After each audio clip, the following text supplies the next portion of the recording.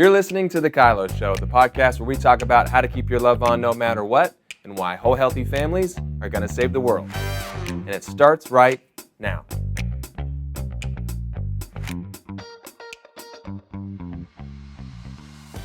Hello, everybody, and welcome to The KYLO Show. We are excited to be here with you talking about more fun stuff. Yeah, this is a good topic today. Yeah, we're talking about the paradox of safety, which, those fancy big words, safety, paradox. I know, we're doing this for your safety. Everything we're doing. Okay. Safety. Safety. Put Be you in a careful. bubble. Be careful. Nope. I love, I think it's Jordan Peterson has this little soundbite that I hear all the time about how you only have a small window of time with your kids before they outgrow the season of being little kids. And it's in that season of being little kids that they put to test this idea of risk and Living through it. Yeah, and I don't even know the concept. If I step off of this step or the bed without thinking, I'm going to fall. Like there's no understanding yet, but in their ability to explore it at this stage, they learn something. Yeah. But there are more and more safety features on baby gear than there's ever been.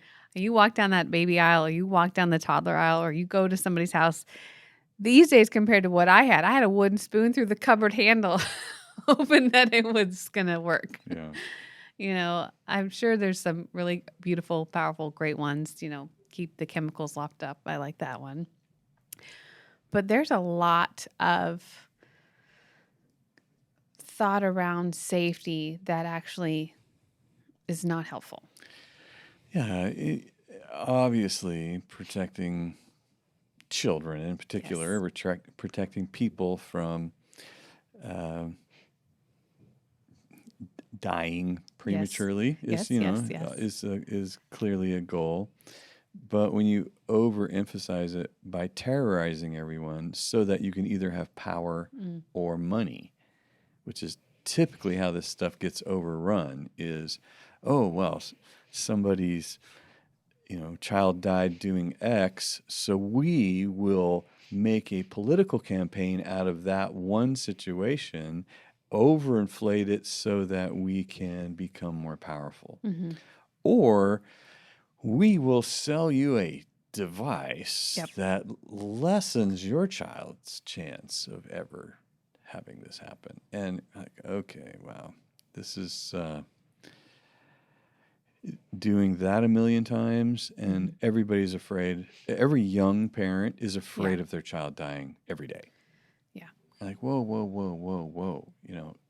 That's no way to live, and it's no way to set an environment for your child. Well, just that culture alone, that anxiety is, you can't really mask that. Well, it's funny you use the word mask, because that's what's happening is you interject this idea that you have to be afraid all the time, kids. All the time you have to be afraid. Okay, that is destructive. That is, it's also an illusion. You don't always have to be afraid. There are times that you should be, but most of the time you shouldn't be. Not most of the time you should be, and occasionally if you get deep enough into the bunker, you can be safe. Yeah. I think of all the different elements of, toddler years, how many times, I remember having a baby the first time, trying to put the onesie on the baby, thinking I'm going to break it. I'm going to break Delaney trying to put her clothes on because she's so breakable. And I think it was when we had Adeline, or maybe it was Lincoln, one of our friends had already had his 3 kids, and he was just laughing, thinking about, you remember how we used to think we were going to break these things? Yeah. But, for those of you who have had children, what this child has to endure to get out into the world, that was going to break him if it's going to be broken. It is that this process. Thing's made out of rubber. It's like, wow. But that's just... there's so much fear and anxiety if we live there and try and control safety it just keeps growing as our children grow, and it's that same belief that we got to control this, we got to control this, we got to control this to make them safe, to make them safe, to make them safe. Well, pretty soon that's a crazy belief that you're always going to be controlled and managed. Yeah, and the amount of strength that comes from vulnerability. Mm. You know, being vulnerable is what engages our lives to build strength. Mm-hmm. Whether it's playing sports Mm-hmm. or just your immune system. You're so vulnerable to so much stuff, and the faster that you subject a child to dirt and germs and chickenpox and whatever, the faster their immunities begin to bolster and strengthen. Mm-hmm. And before you know it, your kid is over there drinking water out of the goat trough. And you're like, how? Whoa, That's kid. never happened. So Yeah. And it's because they are, in some instances, bulletproof. Their immune system is so strong. The opposite's true. I remember back in the day when John Travolta mm-hmm. was most famous for being Vinnie Barbarino in Footloose? Welcome Back, Kotter. Oh. And yeah, I'm dating myself here. But I think that Don't was know that when one. he was in a movie called Boy in a Bubble. Mm. And it was about this these kids. I think it was his little brother or something. But he had no immune system. Mm. So he literally lived inside a bubble apartment, and he couldn't come in contact with anything, but he was safe. He was an absolute safety prisoner. Mm-hmm. But he wasn't safe. He was super vulnerable, and they were doing all this stuff to encase him from all the threats. And it was, it was a tragic movie, and I don't remember if he died, but I bet he did. And it was just hard. And so when we create these safety prisons, Mm-hmm. we are emphasizing fear, and we are eliminating the reality that we have been given a system that actually thrives in risk, danger, resistance, so that we can become resilient and be able to deal with some pretty harsh stuff. Yeah, I think if you, not from a medical perspective, you're giving a lot of your immune systems, but thinking about teaching my kids how to be okay with struggle, because I think that's a lot of things that I experience with working with parents, is that I want you to feel safe, and I don't want you to experience struggle, because I'm afraid that you'll believe that you are incapable or bad parents have kids who struggle. There's a lot of our own personal stuff that we have to work out as parents, that there's a reflection on when my kid struggles, that it is, my kid's struggling in school or making friends or whatever it is. It's just this, I have to remove this from your life and create ease so that you can be successful. I don't know how many times I've helped my girls navigate conversations on hard topics with their peers, but I'm not jumping in and doing it for her. Mm-hmm. Or I'm not just saying we're not friends with this person ever again. It's, what do you want to do with this? How are you going to communicate? Because I look at this and go, you're going to have so many conversations with not very nice people. And you got to figure out how to handle that. You got to figure out how to do that well. And if I jump in and take over and create safety for you or ease, then you won't get to learn. Mm-hmm. And that's where I've seen this idea of safety where it's overused and it's actually hurting your kid or your child. I see it with parents that let a child be really disrespectful. There's extreme of we're going to let you feel your emotions, but in the process, everyone is a victim to the high levels of disrespect. And it's, there's usually something going on with the parent of why that's a behavior's okay. And it's probably because it was neglected, where their feelings or needs were not able to be expressed. And so they think, well, we're just going to let them express them. Well, screaming in your face, just letting them express them, I don't think you're creating safety. You're not teaching this is a safe exchange of communication. We've got to do something different. Yeah, and not setting limits with your kids, not teaching them to manage themselves when they're upset, not teaching them high levels of respect and responsibility makes them human beings that are no fun to be around. Yeah. And pretty soon you have now allowed your child to create rejection for themselves. Yep. Because other children or other adults do not want to be around your kids when that is how they conduct themselves when they get upset. Yeah. So, if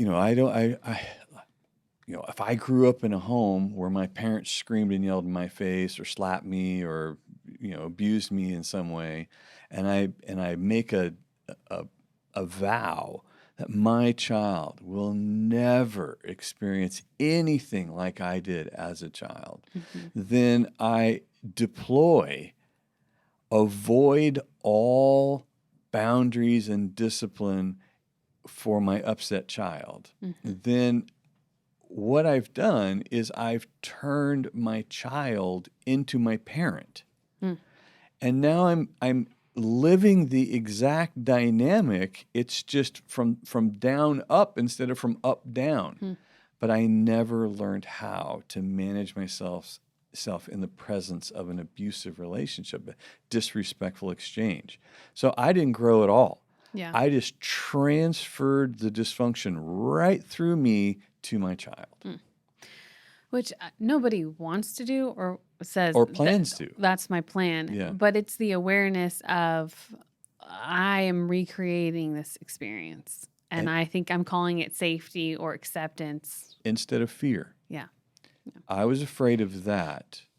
So in fear, I will provide you with what actually reproduces the very thing I'm so afraid of.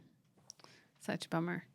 I know that we're bringing on a guest next week, which is, you should definitely stick around for that. Her name's Bernie Godwin, and she's written a book, and she's talking all about this, but her heart is creating hope and a safe place for children for connection, but in the process of their being, learning how to experience stress, experience struggle, but have a safe place of love and connection, that I'm going to let you handle your problem because you are responsible for that, but I'm here to help you whenever you're ready, which I think is the balance we're chasing after in safety.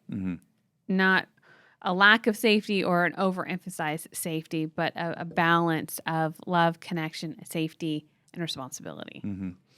It is interesting that, when we talk about being a powerful person, if you overemphasize safety, you convince the person in that environment that they're powerless, that you're actually a victim of life. So let's fabricate an environment to host you being a victim, a powerless victim. Therefore, you'll never be responsible for anything that you do or anything that you say or any way that you conduct yourself or any mess that you make or anything. You won't be responsible for any of it because you're a powerless victim that needs to be increasingly safety-fied, And, you need a baby gate everywhere. Right. And eventually what that leads to is you have to do exactly what I tell you to stay safe, which is a prison. Yeah. You have to do exactly what I tell you, or I will invoke the powers that I have to hurt you until you give me control of you. It's crazy. It's crazy the hole that this is in the name of, Yeah. baby seats and safety belts and helmets. You are actually, if you don't manage this better, we end up with everybody's a bully and everybody's a victim. And I decide who it is and when. Well, Like, yikes. yeah, not it. Run away. Yeah, run away.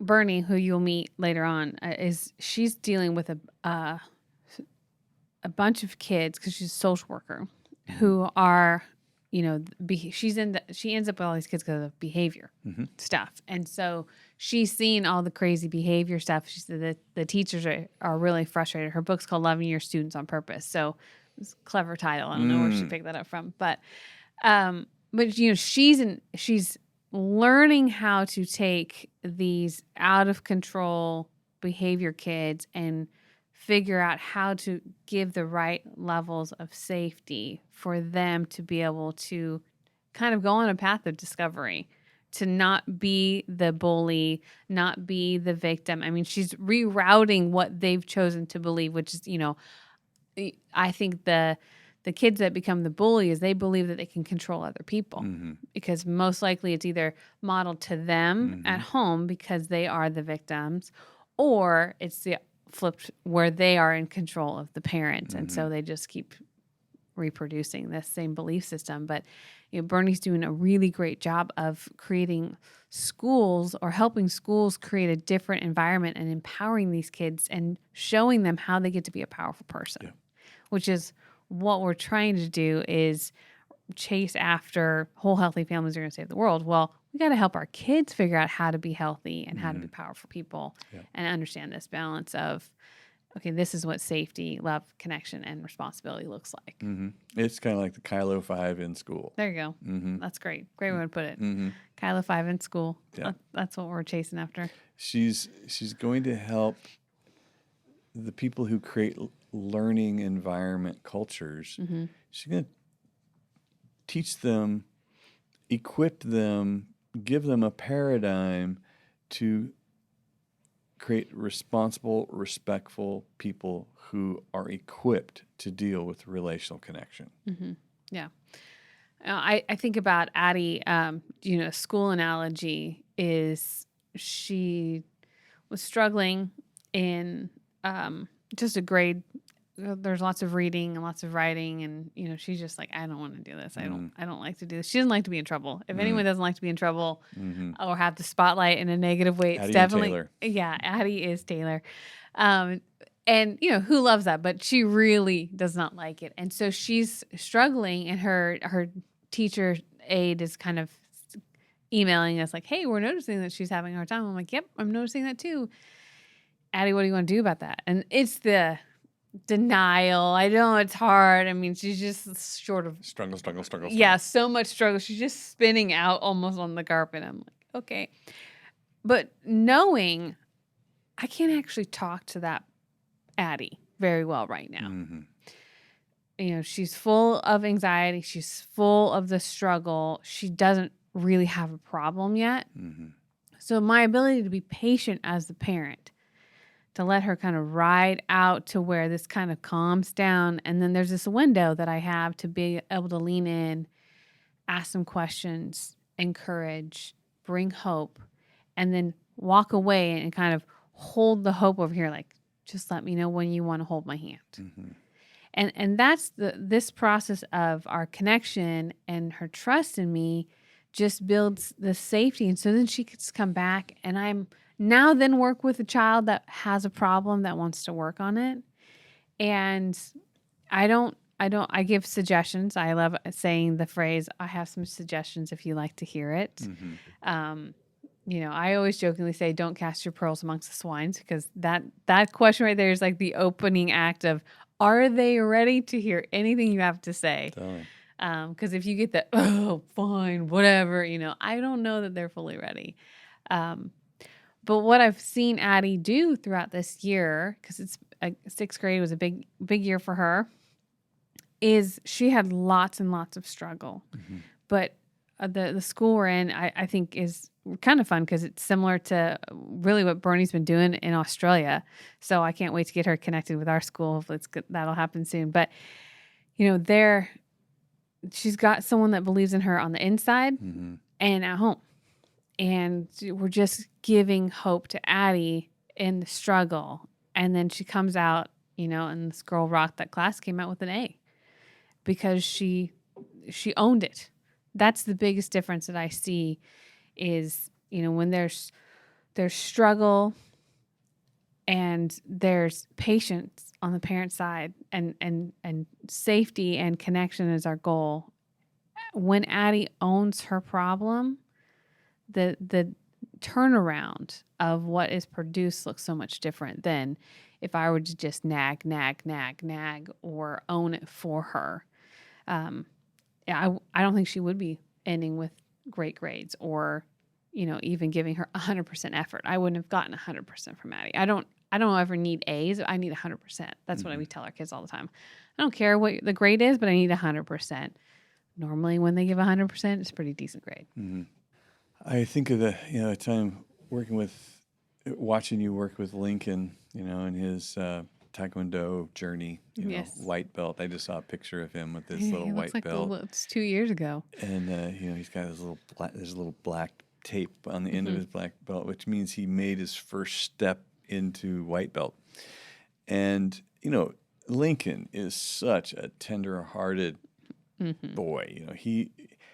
If you could totally make a fragile human being out of Lincoln. He could grow up to just be scared of everything and go just Want to be in a bubble. Yeah, two older sisters. He doesn't have any other real resistance in his life. They'll do it for him. Always. And yet watching him go through this journey of now being he's really close to black belt right now. He's going to test next month to be a black belt. Yeah, wow. And all the struggle, all the resistance that he has gone through to get to this place, and all the times he wanted out, and all the times he cried, and all the times he didn't want it, and you guys you never treated him like he was fragile. You treated him the opposite, which is I expect you to handle your life. I expect you to push back. I expect you to solve this problem. I believe in you. I know you can do it. I'll want it for you right now. I'll stay hopeful for you while you struggle. And I think that's the context that you're building, and that's what Bernie's showing us with teachers and parents and administrators and pastors and youth pastors and everybody who should grab her book is create a context for people where you believe into them in the struggle. Yeah. And that's what she's been able to do with her book, Loving Your Students on Purpose, is she's been able to rally all of the people on the front lines. And instead of, a tug-of-war experience, she's giving language and clarifying the goal, which is that this child is successful. And how do we do that together? And what is the culture that we want to promote? And it's been really beautiful, the stories that she's got and what she's done in schools. She's now a consultant, which you can go to godwinconsulting.com.au to find her book. But she's got such great resources that she's doing exactly what we're talking about, which is safety is important, but there is a balance. Right. It's an ingredient in the cookies, but it's not the cookie. Yeah, totally. It's not the goal. The goal isn't that you were safe. The goal is that you learned to be respectful, responsible, and capable in relational connections. And in all of that, we build character that is wanting to protect connection, Exactly. which is a beautiful outcome for helping whole healthy families save the world, which I love that Brittney's in Australia, because I joked with her that we're just going to take over the planet from one end That's to the it. other. You start down there, we'll We're start just- up here. We're just We'll going meet in the for it. middle. Yep, it was awesome. Well, we're going to go ahead and jump into our questions. Cool. Again, if you want to check out Bernie's book, you'll find that at godwinconsulting.com.au, and it's Loving Your Students on Purpose. So we'll jump into questions now.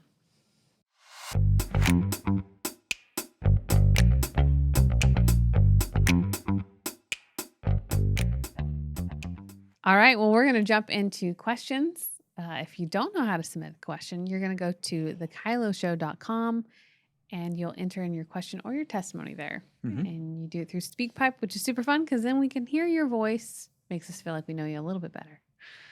Awesome. All right, first question comes to us today from Esther. Hi, Danny and Brittney. My name is Esther. I live in Peru.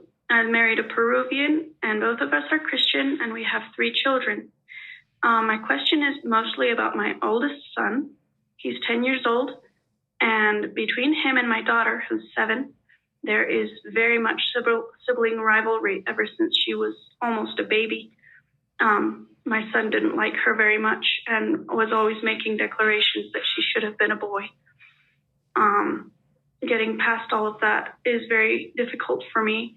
And I've been listening to the KYLO show now for about 2 months, listening to each episode. And I've been trying to practice KYLO, and I've been trying to place healthy boundaries. But my son is very passive aggressive, and he'll obey, but very slowly when I tell him to do something. So I would like to know what the next step is, if I've already had the talk of what do you need, or if I've already said, I can't handle that disrespect, please take it away until you can control yourself. If I've already had those steps, if I already have those steps in place, what could the consequences be for him not taking care of himself or taking responsibility for himself? Thank you so much. Okay. I think I mean, at 10, it's hard to say, do you want to move yourself or do you want me to move you? Obviously, we're at that stage. Mm-hmm. But I think about, do you want to manage yourself or do you need me to start hassle time? That's kind of my, you want to go as slow as molasses here, that's fine. But just know it's going to cost you in your adjustment time. And if he's a slow adjuster, you'd say, if you need some time to think about that, feel free to do that in your room, And I'm thinking about the family culture, like what is the benefit, not the consequence. What's the benefit for a great relationship with my daughter, my sister? My sister. Yeah. Like what in this family? Because it sounds like we have about 6 or 7 years of hosting disconnection. Like, all right, well, okay. How that happened, and why would you adjust to love and protect your sister? Like where is that part of your job? So I would be addressing the family culture. I think that's kind of, because that's something. Cast some vision for who we are and what we do, and make that declaration. Like we're a unit. We're connected. We protect our connections. That sort of thing. I would think I would back up and review maybe mom and dad's mission to wholeness as a family. And this is a big problem. As much as if there was, somebody had a rage problem. Like, okay, how much of that are we going to host? None of it. Yeah. We have only high levels of respect in this family. Yeah. So that right there, whoo, that is the biggest problem in your world. Yeah. What are you going to do? And make it his job to protect her. Make it his job to speak life to her.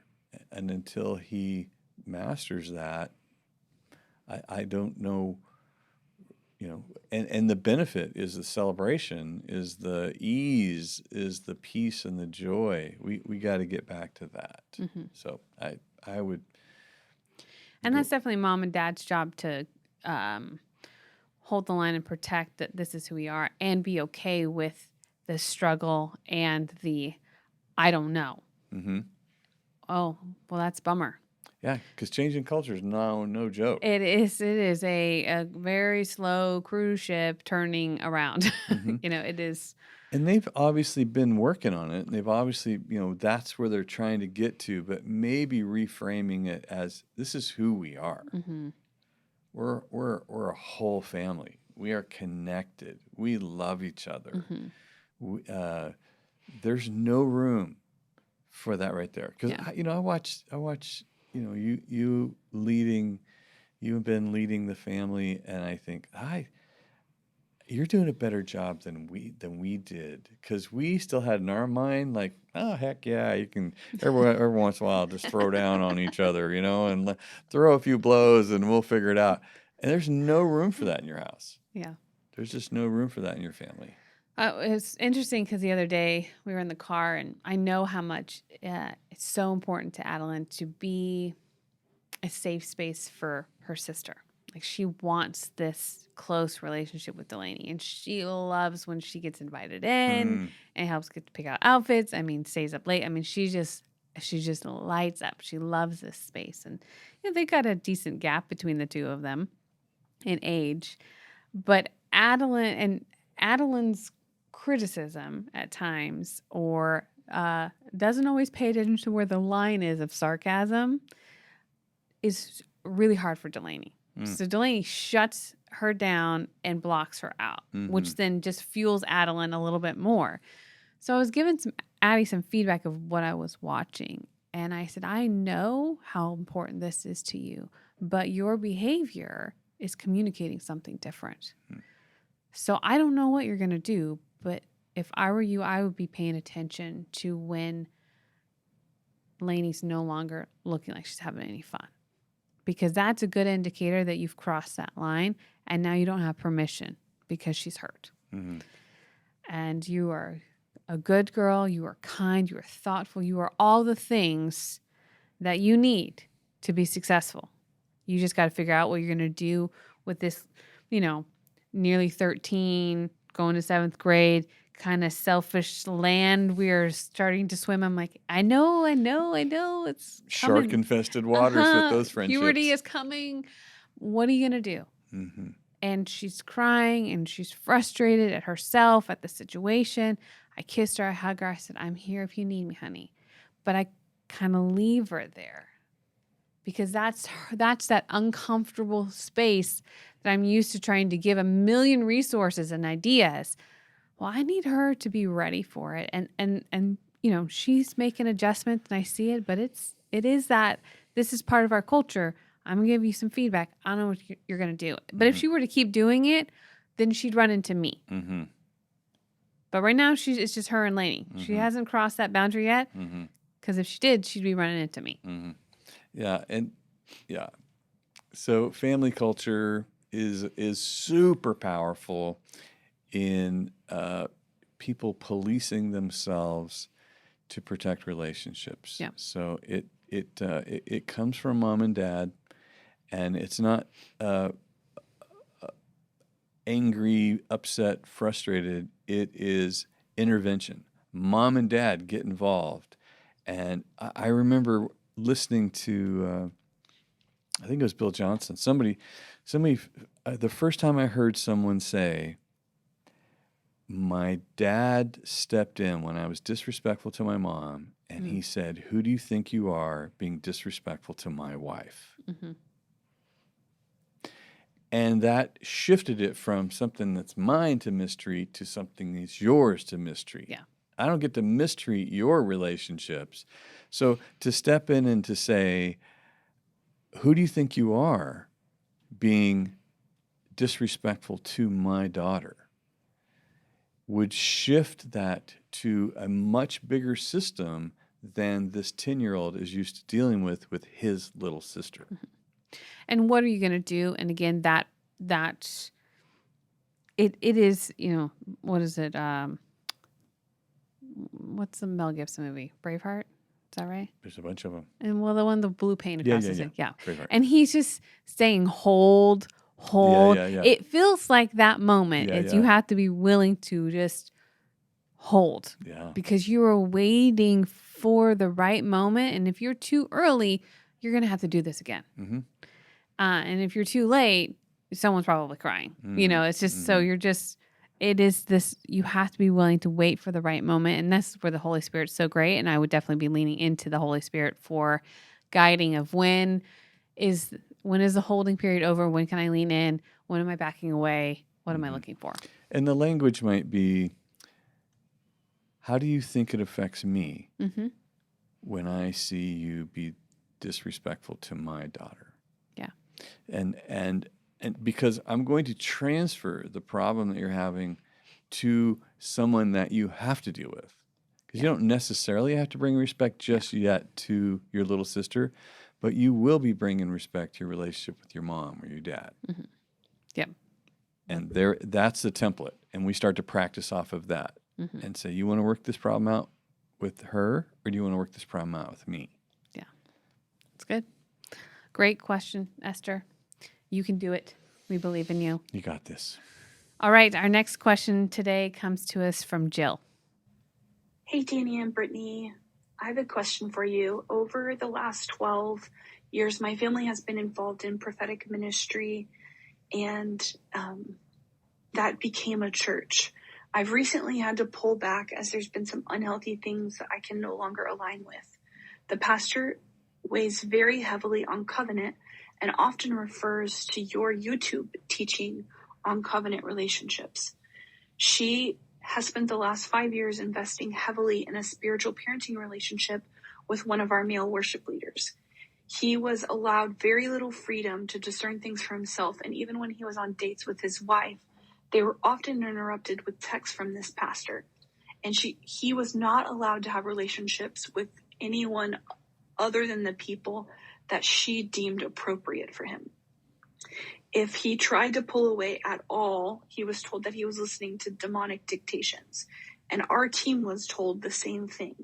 And anyone who stepped away from our ministry was told to the congregation that they were listening to demonic dictation. And the pastor told the congregation that she felt that the Lord said to cast him unto Satan, to which it was supernaturally confirmed by another person's prophetic word. And it seemed very manipulative. So my question is there ever grace to step away from covenant if there's control or abuse? I want to honor and I want to do the right thing, and I kind of feel guilty for leading, but I'm tired of the control and manipulation. Can you help me? Well, I think you escaped from a cult. I don't think you escaped from a covenant. Yeah. And I don't think you broke a covenant. I think you escaped from very dysfunctional, fear-based, manipulative, punishment-oriented relationship. So enjoy your freedom, but please learn the lessons that maybe early intervention would have prevented that from getting very far. But this is spiritual abuse, and it's super classic, which goes across the board, and that is you are supposed to offer vulnerability as a son or daughter, and you can trust me. Mm-hmm. Well, maybe that's true, but if you have no gauge for what is healthy, Yeah. then you this is young romance. This is like a super idealism. I just kind of pop in there. So you you want to have healthy people around you so that you can say, but the problem is that typically you get into an environment like this and all these people are presented to you as healthy relationships and they just reinforce the snot out of the crazy. Yeah. And that's a bummer. That it is really, really destructive. Yeah, I think the key here is that, kind of how you open that is you're removing yourself from a spiritual abuse, cult-like behavior rather than a covenant relationship. So, and I think that a healing journey and discovering what is a covenant relationship and what are those components and what were you experiencing and the difference between that so that you don't end in a situation that's like this before confusing the two. So. Yeah, and the goal of a covenant relationship is for you to become more powerful, for you to become more free, for you to feel more responsible for your decisions and your life, not less. Obviously, when you're born into a family and you can't walk, you can't feed yourself, then you're super dependent. But the goal is to get you to independence, not preserve your dependence. Because on the other side of that independence is a place to where you then get to decide where you will join your strength, where you will add your benefit, where you will synergize with others, in an interdependence type relationship. So the goal of a healthy covenant relationship is to get you to that place of interdependence where you get to choose to have a relationship with your parents. Yeah. You get to choose the level of investment you make in your church or even your job. You get to decide that, and then you're accountable for that. But you're not forced through the threat of rejection and punishment to give all your money, give all your time, give all your talent, give all your trust. That is spiritual abuse right there. Yeah. Ugh, so hard and so frustrating. It's such a bummer that I hate that stuff. People mess things up that are created to be beautiful, and then we end up afraid. Yeah. I become afraid of vulnerability. Church, soul ties. Yeah, I become afraid of a soul tie because I went through such a devastating pain from making one with a predator. Yeah. And you just don't know, what didn't I know? What didn't I see? How did this happen? I don't trust myself. Like, all right, well, this would be a great time to make soul ties with friends that are on the same journey, and you are more powerful in the relationship, not more dependent. Well, Jill, we'll be praying for you and your healing, and excited, like you said, Dad, for her freedom. Yeah. So, all right, we're going to jump into our testimony now, and we'll hear some good news. So our testimony today comes to us from Allie. So I think for me, it's hard to figure out just one way that KYLO and all of the resources have helped me because it's a complete paradigm shift. But I think the most transformation that I've seen is me with my family.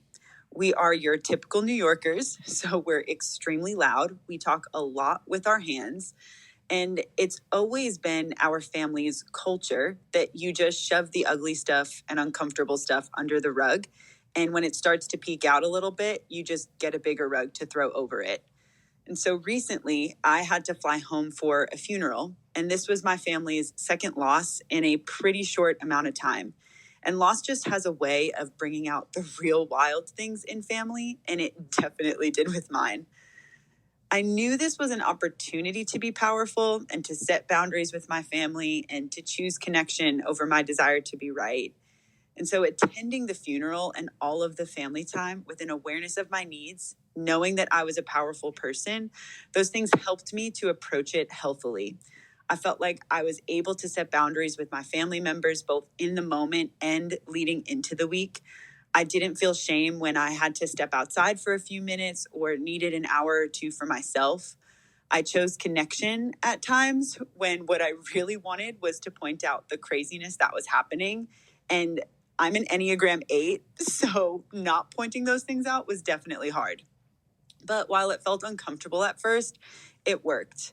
For me, the amazing part was that 2 weeks later, I got a message from my brother, and he was actually asking my advice on how to handle something that was going on in his life. And he never would do this. And he had mentioned that it was actually because of the difference that he had seen in me during my uncle's funeral that led him to ultimately reach out. And so I think just setting those boundaries, learning how to set boundaries and learning what it looks like to choose connection. It was uncomfortable at first, but it's been so worth it. I've been able to watch how it's transformed my family's dynamic and is leading to a new family culture. And I'm grateful for KYLO for giving me those tools. So I would recommend KYLO to anybody because it's changing my family's culture for the better. That's what we want. Awesome. We are helping one member of a family that is spreading to another member of a family. It's the power of love. You know, I feel like breaking out in song right I here. say that is your theme song for coming out on stage. Yeah, it has been.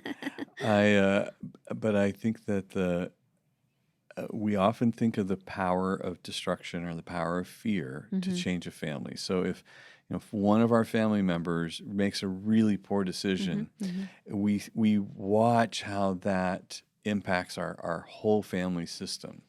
Well, the opposite is true as well. When one of our family members gets healthy and whole, it now changes all the relationship dynamics with our family because everybody's like, oh my gosh, dude, you always say what fruit in me or whatever that means. Like, okay.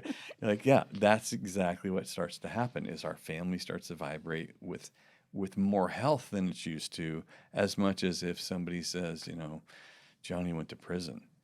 Or Johnny started doing heroin, like that. Those shock waves go through our family too. So it is a very, very smart move, helpful move for just you yourself to decide to KYLO 5. Yep.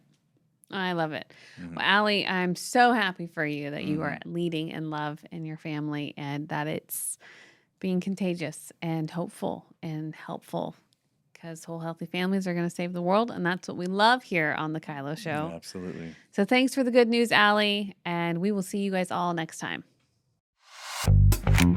Thanks for listening. Never miss an episode of the KYLO Show by subscribing to Apple Podcasts, Spotify, or watch us on the Loving on Purpose YouTube channel. Don't forget to submit your questions and testimonies to thekyloshow.com. The KYLO Show is produced by Allie Armerding, co-produced by Ashley Beck and Anna Hill, sound engineered and edited by Taylor Silk, and show promoter Christian Zamora. Don't forget, whole healthy families, gonna save the world.